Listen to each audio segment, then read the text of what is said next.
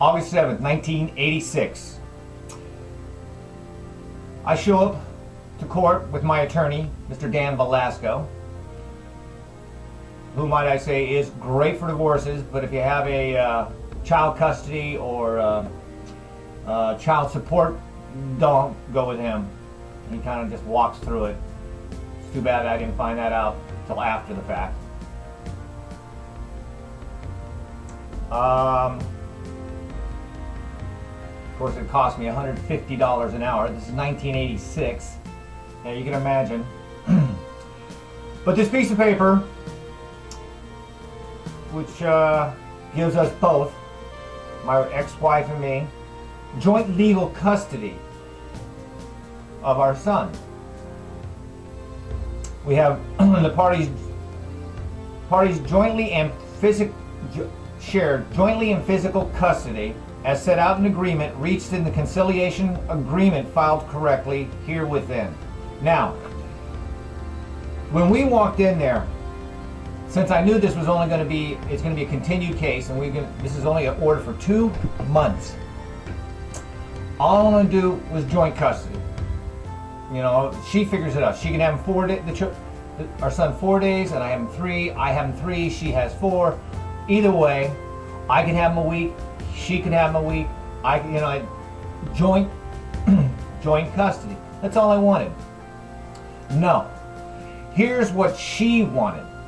She has full physical and legal custody, and on top of that, she would have their son whenever, all the time, and I would get to see him whenever she decided she wanted me to have him. That's how she wanted to do it. Well, we had to go to a mediator, and this went on with the mediator for almost 2.5 hours. It got to a point where the mediator had to call her attorney in and lay the line down, saying, "Look, this is what I'm going to order. I'm asking for." Me, the mediator said, I'm agreeing with the father, and if your client wants to continue with her quest of being the controller of this child, then go to court with it.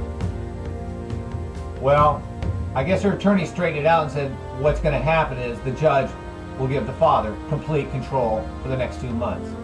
So she didn't want to do that.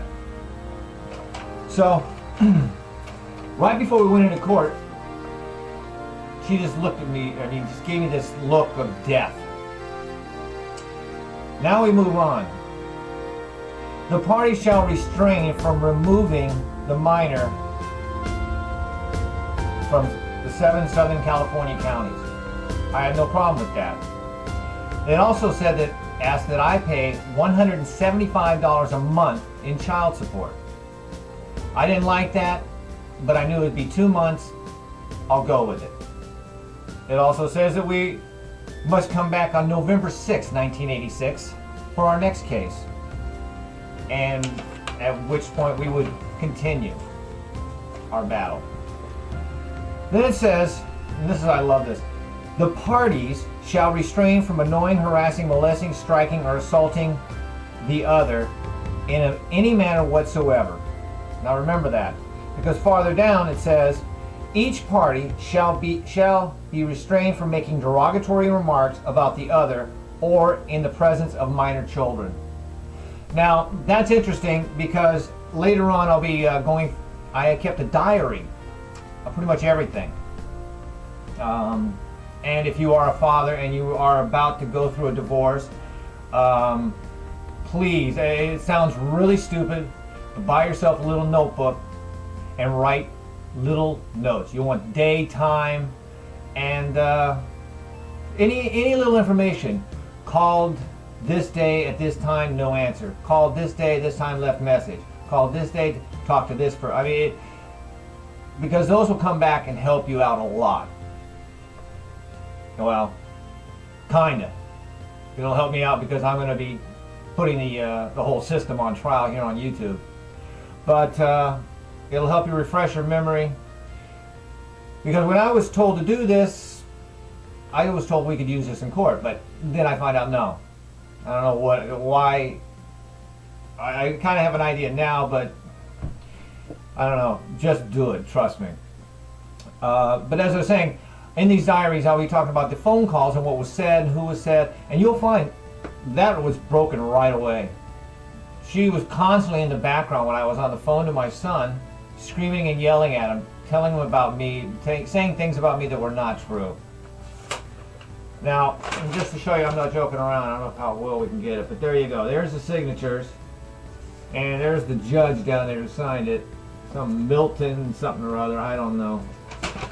Milton L. Strower, I don't know. Judge pro tempore of the Superior Court. And if you're new to the legal system, a judge, what do they call them? Pro tempore. Actually, that means it's a temporary judge, and actually it's just an attorney. And most likely you're going to find a lot of that in the, I like to call it the financial court, the support court. And usually you're going to find a lot of those attorneys. Those attorneys are truly in the back pocket of the district attorney, even though they're judges. I think they're outside attorneys who come in and play judge, probably trying to work their way into a district attorney job. I don't know. I don't understand why, because as a private attorney, you make a lot more money than you do as a working for the city, county.